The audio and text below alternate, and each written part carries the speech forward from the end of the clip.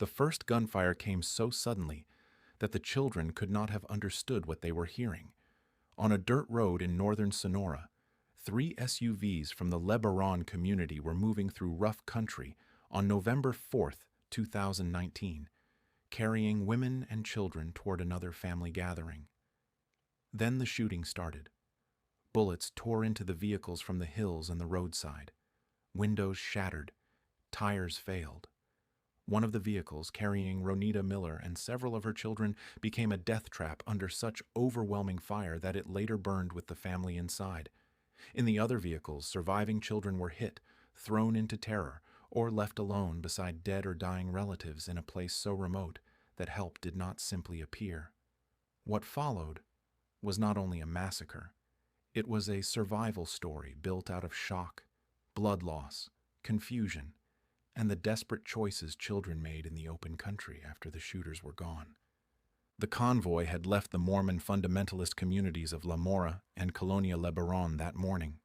These were isolated settlements with dual U.S.-Mexican citizen families who had lived for years in a region shaped by cartel violence and long distances between towns. The people in the vehicles were not armed groups moving in secrecy. They were mothers and children traveling on roads the families had used before. The victims later identified among the dead were Donna Ray Langford, Christina Langford Johnson, and Ronita Miller, along with 6 children. The scale of the killing became one of the reasons the case shocked both Mexico and the United States. But inside the attack itself, none of that larger reaction mattered yet. In those first minutes, survival depended on whether anyone in the vehicles could stay alive through the gunfire, get out, hide, stop bleeding, or reach help before the isolated road became a graveyard. The 3 vehicles were separated enough that what happened in one was not immediately clear to the others. That made the chaos worse. One mother, Donna Ray Langford, was later described by relatives as having tried to shield her children and wave or signal that there were children in the vehicle. She and 2 of her sons were killed. In another vehicle, Christina Langford Johnson died after pulling over during the attack, but some of her children survived. In Ronita Miller's vehicle, the killing was even more devastating. By the time the attack ended, she and 4 of her children were dead, and that SUV was later found burned. Across the convoy, 8 children survived in total, though several were wounded by gunfire. 5 were later taken to a hospital in Arizona for treatment, while 3 others were physically uninjured. That broad summary is terrible enough on its own, but it hides what the surviving children actually had to do. They were not rescued in the middle of the attack by an armored team arriving at once. They were left in scattered vehicles and brush in an isolated area after armed men had opened fire with extraordinary force and then moved on. Some had gunshot wounds. Some were very young. Some had just watched their mothers or siblings die. One of the older boys, 13-year-old Devin Langford, began trying to save the others almost immediately. According to accounts later given by family members, he gathered several of his injured younger siblings and hid them in bushes to reduce the chance that the attackers would see them again if they returned. Then he set out on foot to get help. That walk became one of the hardest details to forget.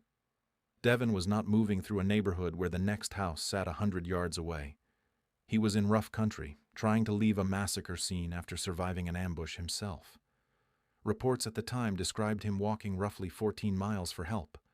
For hours, the younger children he had concealed remained where he left them, wounded and terrified, waiting in brush and darkness while the day collapsed into night. Another child, 9-year-old Mackenzie Langford, also tried to get help after realizing Devin had not returned quickly. Family members later said she took a wrong road and wandered for hours before searchers found her. When she was found, according to relatives, she immediately begged them to go back because the others were still there, bleeding and waiting. This was the part of the story that turned a mass killing into a brutal survival episode. The surviving children were not merely spared. They endured the aftermath in real time. Some were trapped with injuries. Some were alone beside dead family members. Some were hidden outdoors because staying visible felt more dangerous than disappearing into brush. The remote terrain worked against them. So did the uncertainty. No child in that position could know whether the gunmen were gone for good, whether more attackers were nearby, or whether any adult was coming. the older children had to make decisions under pressure most adults would struggle to make. Where to hide, when to move, which direction might lead to family or help, and whether staying still was safer than being found on the road.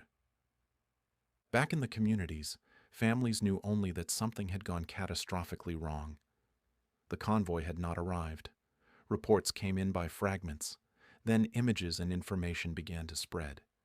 Burned vehicles, missing relatives, scattered survivors, children unaccounted for. Search efforts started late in the day and continued into the evening. According to accounts summarized afterward, some of the surviving children were located around 8:30 p.m., while the last child who had gone in search of help was found later that night. By then, the family and local responders were dealing not only with a murder scene, but with a rescue mission stretched across distance, fading light, and fear that some children might still be lying wounded where the attack had happened. The public argument that followed focused heavily on cartel violence, mistaken identity, and the struggle between criminal groups in that region. Mexican officials said the attackers may have mistaken the family's vehicles for those of a rival gang, though the exact motive remained contested and painful. That context matters, but it can also flatten the lived human reality. For the children who survived, the important facts were much closer and much harder. Their mothers were gone. Their siblings were gone.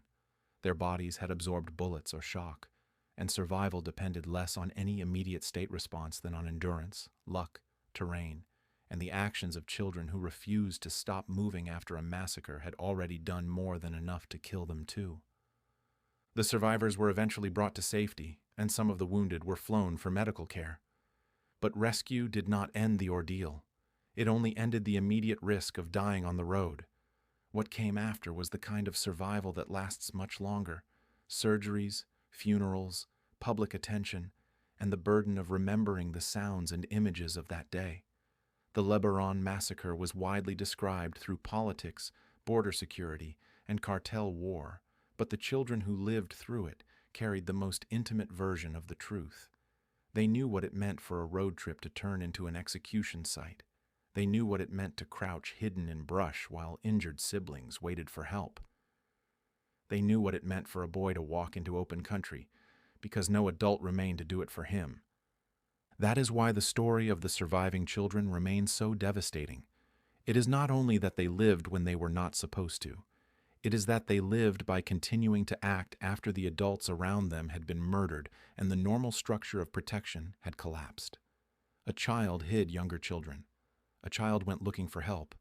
A child who got lost still kept trying until searchers found her. In survival stories, people often imagine one decisive escape or one heroic final push. This was uglier and more believable than that. It was confusion, pain, waiting, walking, hiding, and staying alive long enough for the world to reach them. On that November day in Sonora, 9 members of the extended family were killed and 8 children survived. Those numbers have been repeated in headlines for years, but they do not capture the shape of the experience. The surviving children came out of gunfire, burning vehicles, and remote silence. Some did it wounded. Some did it by staying hidden. Some did it by moving through the landscape alone. They were not supposed to survive that road, that ambush, or those hours that followed. But they did.